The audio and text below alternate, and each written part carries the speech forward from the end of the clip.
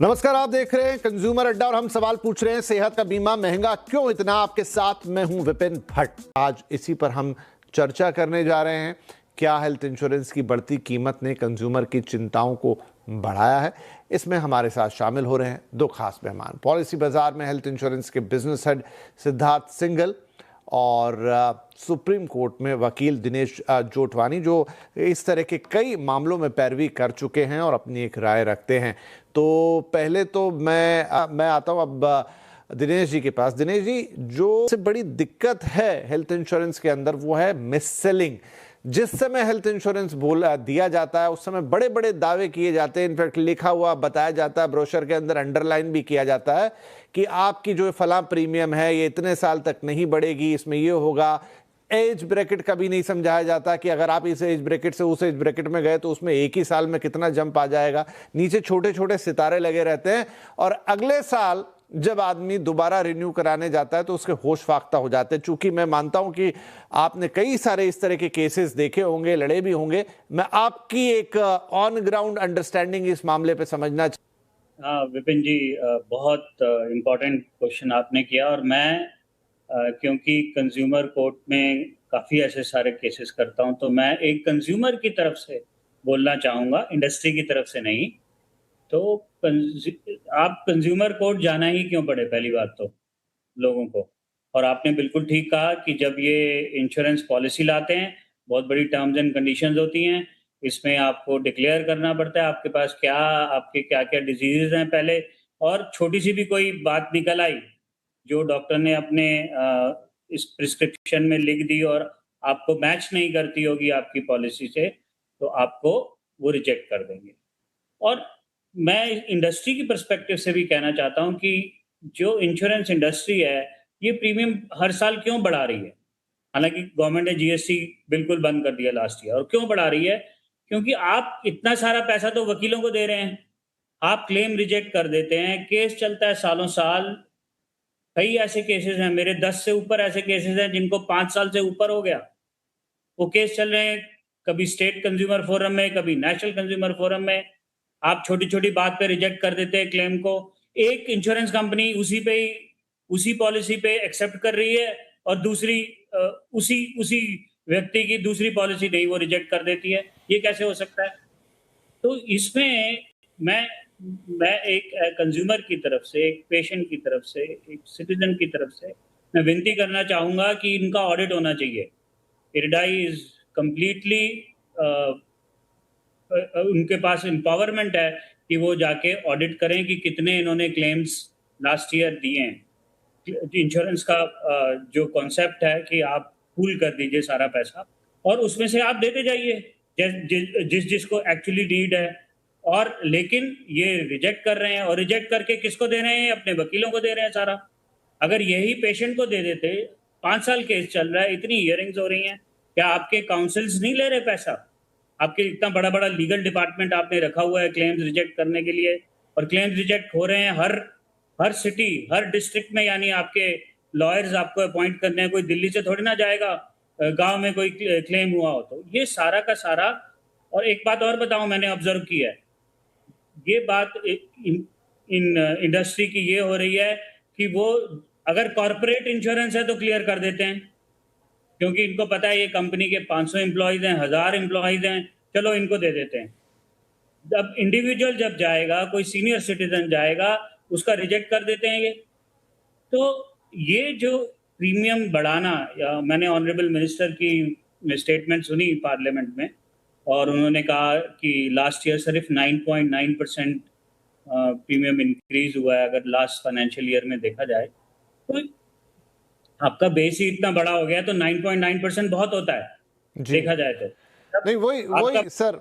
दिनेश जी, आप तो फिर भी ये कह रहे हैं कि बात क्लेम तक गई। मैं तो क्लेम से पहले की ही बात कर रहा हूं सिद्धार्थ, कि क्लेम तो तब है जब कोई बीमार पड़े, लेकिन जो हर साल का रिन्यूअल हो रहा है वही इतना महंगा होता जा रहा है कि वो बहुत लोगों की हद से बाहर निकल जाता है। अच्छा, जब आपको बेचा जाता है वो कभी एक्सप्लेन नहीं करते कि हम 5-5 साल के ब्रैकेट में चलते हैं। आज आप 45 साल के हो, कल 46वें साल में लगोगे तो एक नया प्रीमियम आपके उसमें जुड़ जाएगा, कोई नहीं बताता।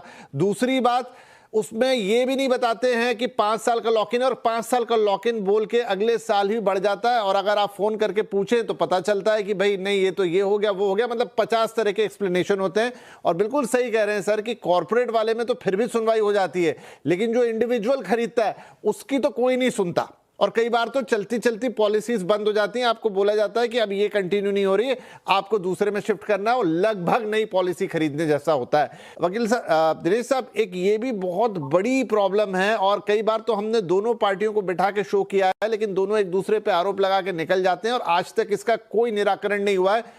मैं तो यहां IRDAI को भी बोलूंगा कि उन्होंने ग्रे एरिया छोड़ रखा है। आप क्यों नहीं कोई ऐसा सिस्टम बनाते जिसमें चाहे वो हॉस्पिटल हो, चाहे वो इंश्योरेंस कंपनी हो, या फिर उसमें वो जो थर्ड पार्टी रहती है जो दोनों के बीच में रहती है, जो आपको सारा सेटलमेंट कराती है, दोनों से जोड़ती है, इनकी सबकी लायबिलिटी फिक्स होनी चाहिए। बिल्कुल विपिन जी, आपने बिल्कुल ठीक बोला।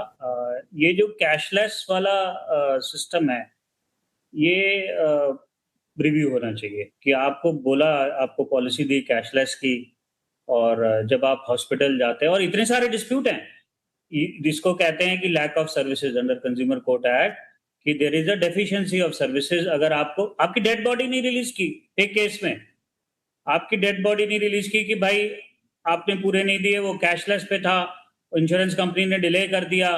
देखिए कि कितनी इनकी लापरवाही है, या आप जो भी कह लीजिए, डेफिशिएंसी है या लालचपन है। आप इसमें हॉस्पिटल को भी आप ब्लेम कर सकते हैं कि हॉस्पिटल और इंश्योरेंस कंपनी की अपनी अंडरस्टैंडिंग पूरी नहीं है। इनको देखना चाहिए हर तरीके की सिचुएशन में कैसे आ सकता है पेशेंट आपके पास। और कैशलेस अगर आपने एक हफ्ते के बाद हॉस्पिटल को दिया और मेरे को जमा कराना पड़ा, तो it is harassment on me. मेरे पास हो सकता है उस वक्त पैसे ना हो, और ये भी एक कंज्यूमर, ये इतने सारे केसेस तो इसीलिए ही चल रहे हैं, it is deficiency of services. तो एक बात तो अलग हो गई कि प्रीमियम हर साल बढ़ता जा रहा है, बढ़ता जा रहा है। इंडिविजुअल्स को ये बिल्कुल ही क्लेम सेटलमेंट में प्रॉब्लम करते हैं, कोई ना कोई उसमें फ्लॉ निकाल देते हैं।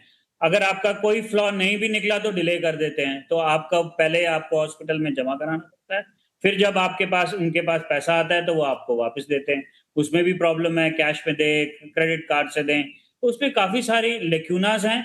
आई थिंक ये arrangement, agreement between insurance company and service providers, hospital, has to be very clear. It also needs to be regulated. Regulation insurance company की भी नहीं होनी चाहिए, इनका ऑडिट होना चाहिए कि हॉस्पिटल से किस तरीके का एग्रीमेंट करते हैं। कुछ मैंडेटरी क्लॉजेस डालने चाहिए इनको कि अगर कैशलेस है, आपने उसका प्रीमियम लिया है, आपने उस पर डिजीजेस डिफाइन कर रखी हैं, आप नहीं उसको डिनाई कर सकते। हाँ, अगर आपको बाद में लगता है कि आपने कुछ ज्यादा दे दिया, तो आप अपना हॉस्पिटल से आर्बिट्रेशन कीजिए। बिल्कुल बिल्कुल सर, एक छोटा मुझे ब्रेक लेना होगा, फिर लौट के आएंगे और एक थोड़ा सा टेक्निकल व्यू लेंगे यहाँ पर दिनेश जी से और सिद्धार्थ जी से कि क्या क्या नियम कहते हैं इस समय प्रीमियम को लेकर। क्या कोई गाइडलाइन है या फिर ये बिल्कुल ओपन है कि आप अपने हिसाब से इसको सेट कर लीजिए। IRDAI का इसमें क्या नियम कानून है, टेक्निकली कितना पॉसिबल है कि आप हर साल जितनी चाहे उतनी प्रीमियम बढ़ा दे, या कोई उसका लिमिट भी है। ये सारी अहम बातें इस छोटे से ब्रेक के बाद। Welcome back. आज यहां पर बात कर रहे हैं कंज्यूमर अड्डा में लाइफ इंश्योरेंस की। सरकार ने खुद कहा संसद के अंदर कि पिछले 3 साल में 23% के आसपास प्रीमियम बढ़ गया, काफी ज्यादा है। उसी पर हम बात कर रहे थे कि क्या कोई सिस्टम नहीं है इस चीज का। अब समय बहुत कम रहेगा तो क्विक जवाब चाहूंगा आपसे मैं। दिनेश जी, लॉ क्या कहता है, IRDAI की गाइडलाइंस क्या कहती है, किस हिसाब से प्रीमियम को बढ़ाया जा सकता है? क्या उसमें कोई लिमिटेशन या कोई स्पेसिफिकेशन नहीं है?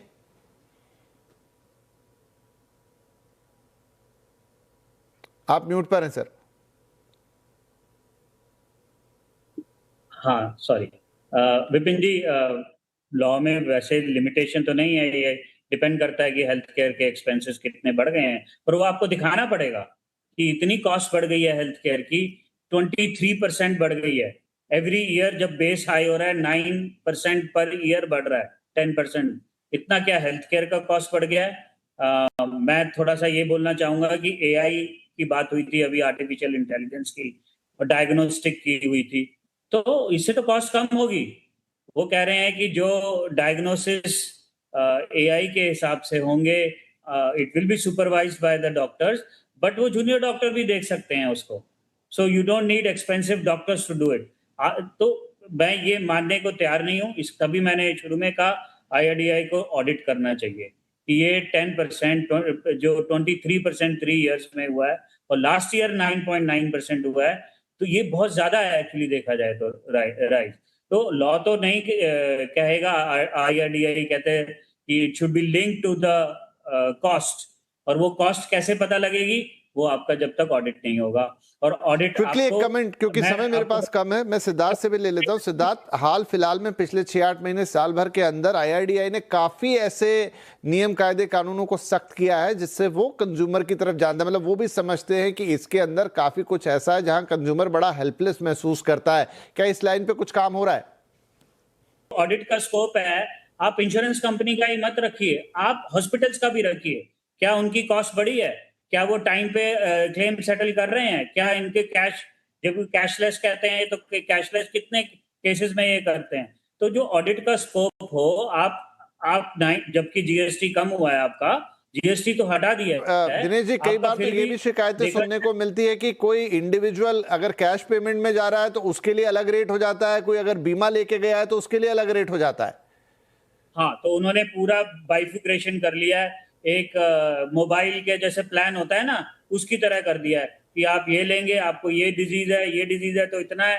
आप बिल्कुल इतने ज्यादा उसमें फैक्टर्स कर दिए हैं कि आप अपना, हालांकि आप अपना प्रीमियम चूज करते हैं, बट जब आप क्लेम करने जाते हैं तो आपको पता लगता है कि अरे ये तो 80% तो मेरे को फेक बताया गया था। बीच पे इतने सारे बहुत बड़ी दिक्कत तो एक मिस सेलिंग की ही है। प्रीमियम का बढ़ना भी एक अपने आप में बड़ी चुनौती है, बड़ा कारण है, उस पर भी कुछ होना चाहिए। और साथ में क्लियरिटी का ना होना, चीजों को साफ ना होना, और जब आप क्लेम लेने जाते हो तब आपको आश्चर्यचकित तरीके से पता चलता है कि अच्छा ये था ये था ये था। या अगले साल की जब प्रीमियम बहुत सारी बढ़ के आती है, बहुत सारे लोग तो उसे दोबारा रिन्यू ही नहीं करा पाते हैं या फिर उनको अपना कवर घटाना पड़ता है। हम उम्मीद करते हैं कि कुछ इस तरह की गाइडलाइंस आएंगी जहां पर पहली बात तो कि मिस सेलिंग घटे, क्लियरिटी आए, ताकि व्यक्ति अपना निर्णय सही तरीके से ले सके। और कितनी प्रीमियम एक साल में बढ़ सकती है, सारी चीजों का अनुमान यहां वकील साहब ने कहा ऑडिट हो और सही पैमाना निकाला जाए कि भाई